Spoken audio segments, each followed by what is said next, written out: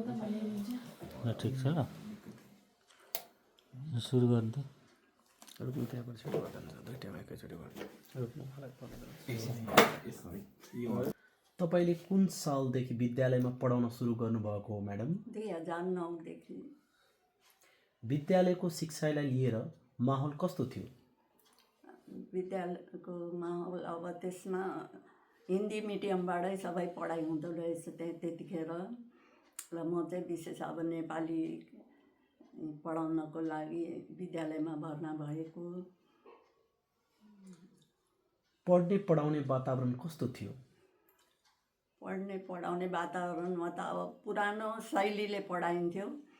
जस्तै विद्यार्थीहरूलाई एकदमै घोक्नु पर्ने पाठहरू होइन।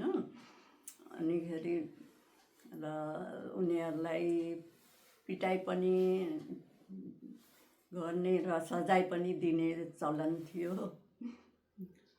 पढाउने क्रममा तपाईँलाई आफूले त्यो बेलामा भोग्नु परेको कठिनाइहरू के कस्ता रहेका थिए?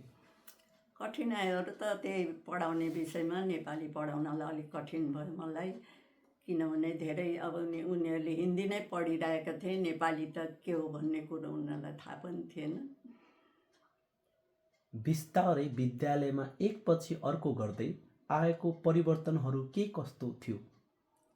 विद्यालयमा अब त्यही हो नेपाली पढाउनलाई मलाई कठिनै थियो। र अब बिस्तारै त्यसमा पनि मैले धेरै प्रयास गरेँ र विद्यार्थीहरूले पनि त्यसमा साथ दिए र शिक्षकहरूको पनि त्यसमा साथ थियो।